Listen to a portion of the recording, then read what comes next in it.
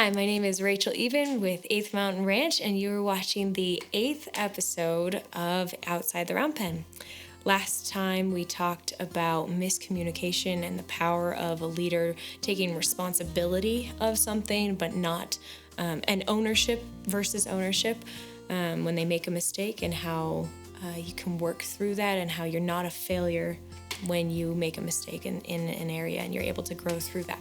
So this week, I'm very excited to share the progress that's happened with this beautiful relationship with Josie.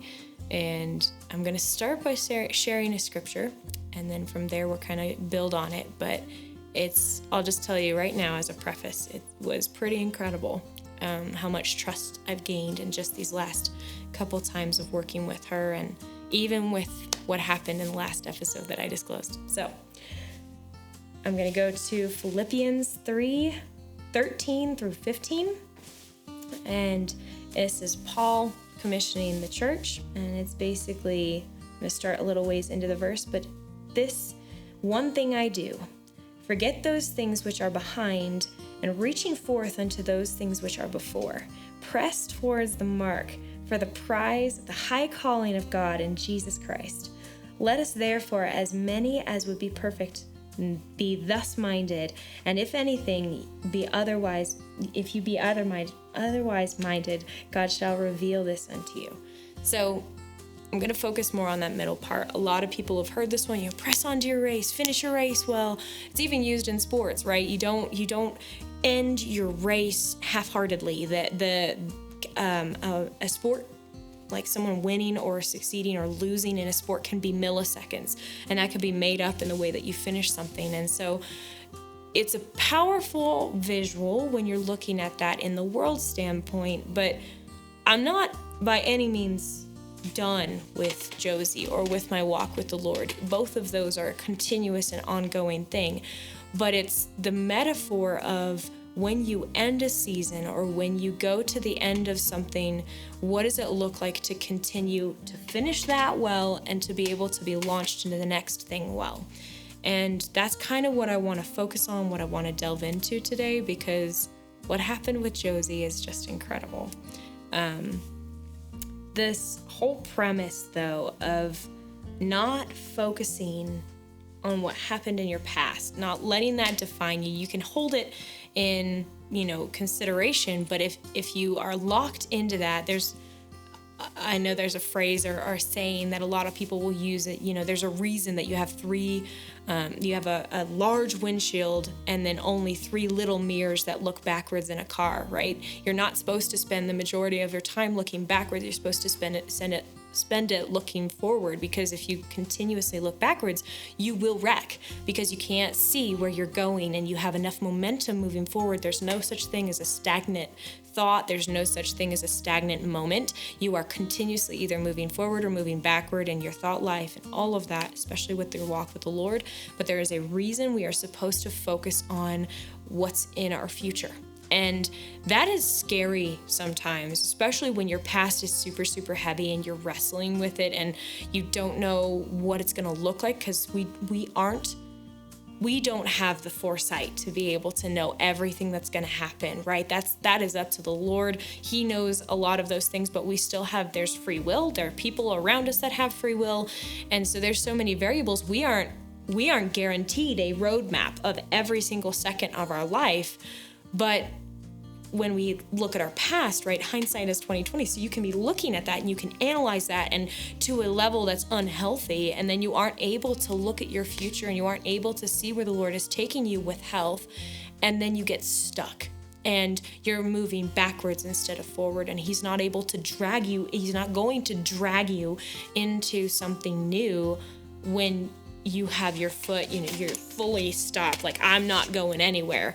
That He's not going to do that. If you're resisting and if you engage your will to be in full denial or resistance to His plan, then of course He's going to put it on pause.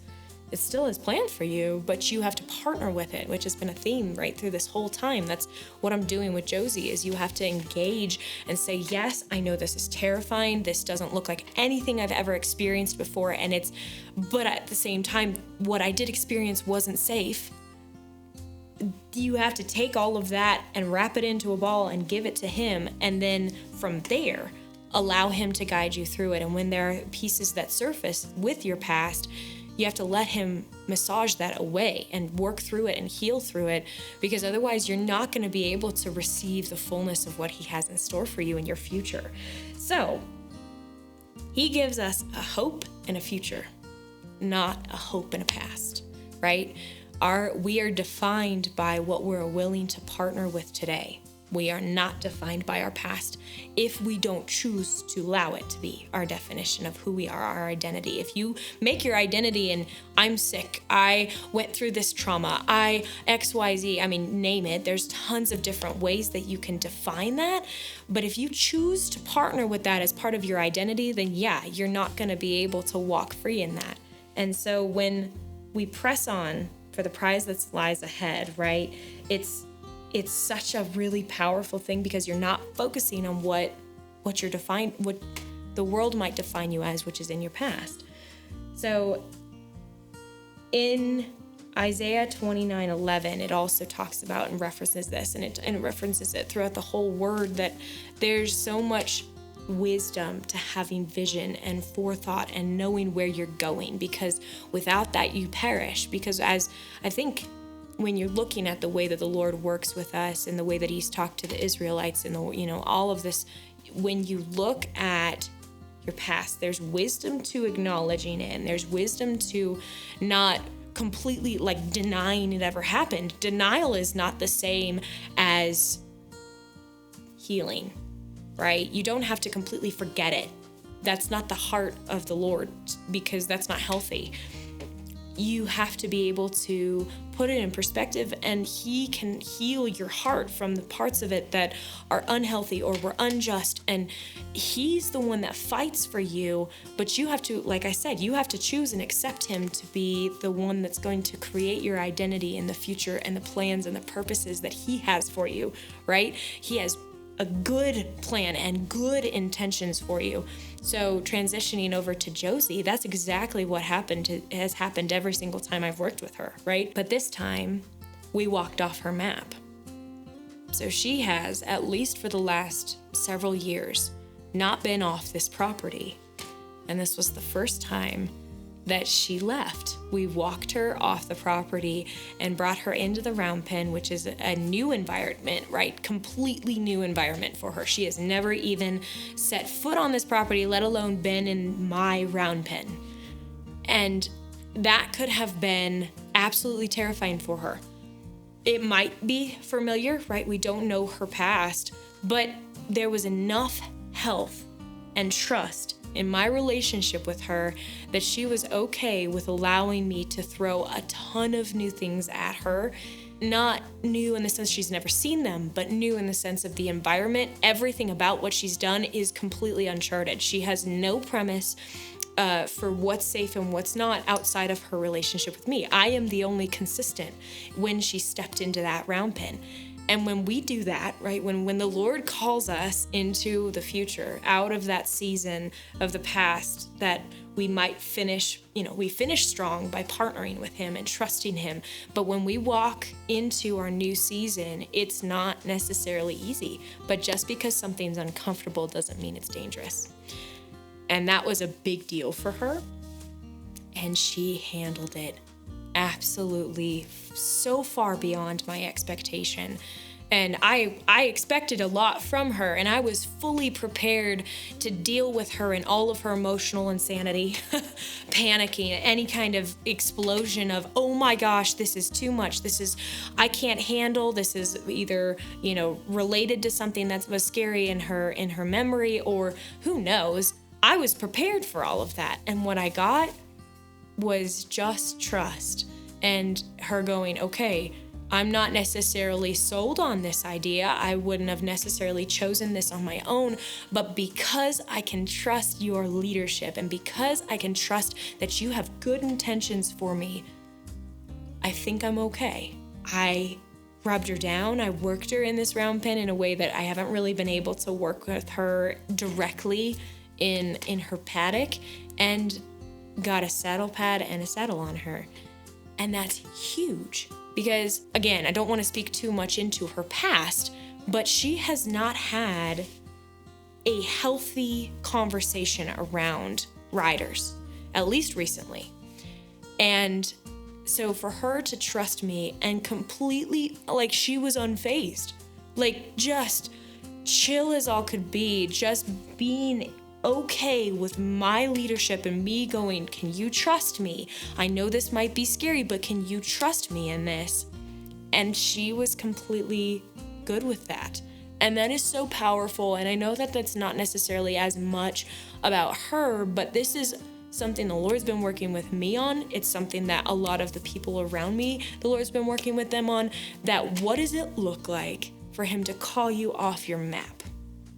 What does it look like for him to work with you outside of your comfort zone to get you ready to finish well in whatever the season is, and to break through into a new season with trust and anticipation and freedom from what has bound you in the past, everything about what your identity lied in? If it was outside of him, that needs to crumble. That's uncomfortable and sometimes painful, but can you trust him to help you walk into this new season, finishing well, but being able to see him as your one and only, your safe house, your shelter, and the security in, right, your new season. We're pressing on to his future, his good plans for us.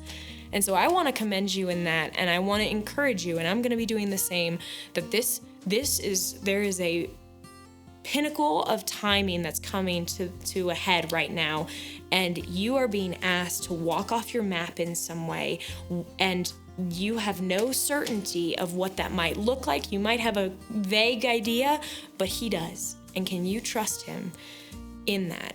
So thank you so much for watching the 8th episode, and I'm so excited for what's going to happen next. I don't know, but the Lord does, and we're working on bringing you some other really exciting things. So keep in tuned. If you have any questions, please reach out to our email. It's linked in the bio. We have the website and the Facebook page. And if you have any questions, or if you want to partner with us to be able to further not only what we're doing with Josie, but the same work that we're doing in the people that God brings up across our paths, if you're willing to sow into solid, good ground, I'd encourage you to reach out to us, and we will get you hooked up right away. So thank you so much. Have an amazing day, and we look forward to talking to you next time.